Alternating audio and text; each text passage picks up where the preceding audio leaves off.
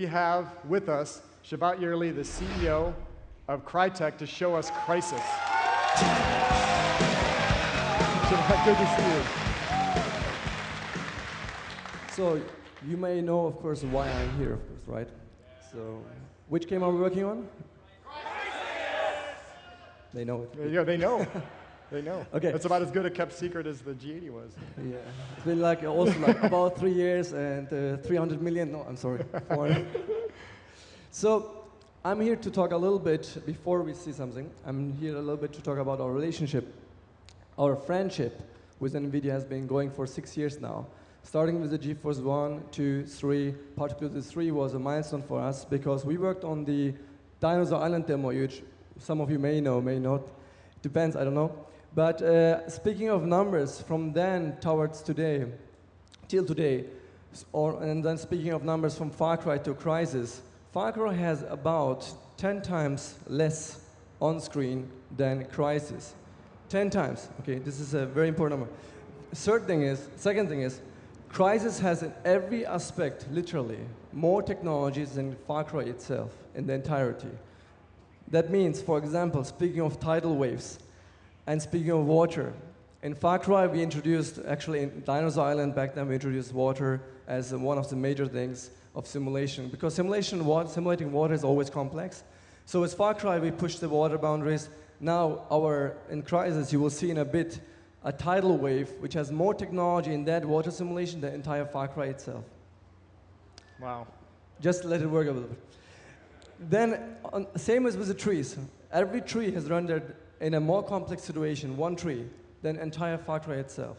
Wow. Trees have normal mapping, subsurface scattering, a la the virtual Adriana model. Subsurface scattering on a tree, can you imagine that? And that on a million of trees as well. Every leaf is subsurface scattered, has backlighting, has normal mapping. And same as with the faces we are simulating.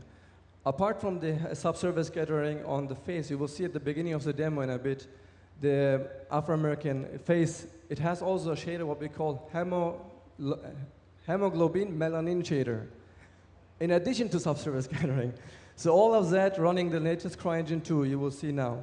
Please, let's roll.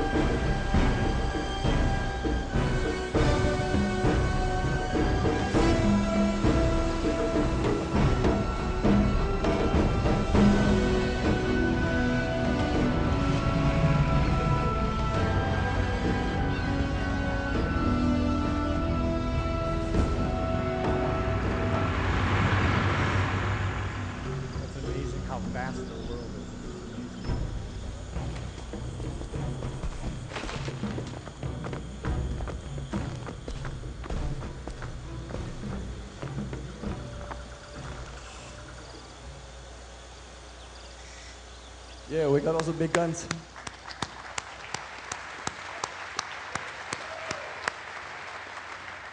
So Darren will walk around here as I will talk about this game.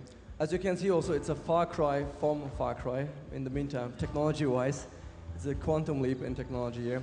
As you can see, every leap is simulated with vertex shading and pixel shading is animated polygon correct. Everything's interactive. We can shoot the trees. We can destroy them if Darren can hit them. Yeah, and it's all procedural real-time braking. Yeah, I think that tree had enough from you. Darren will also switch to the nano-muscle suit now, actually, in order to speed up a little bit. But one of the aspects of Crysis about the suit itself, you can modify your speed, strength, and armor. One little feature, because I'm running out of time here, is the customizable weapon system. Maybe we will put the reflex sight on it. and showcase how cinematic graphics also imply into the gameplay.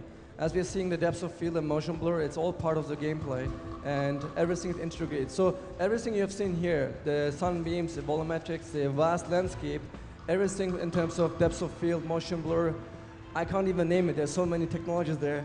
The whole thing is running on GeForce 8800 at the highest quality bar you kind of get. And most important, this is a multiplayer map. So you will enjoy it in the multiplayer mode of Crysis. Now, is that applause words or what? All right. Thank you, Shavat. That was awesome. Thank you. Thank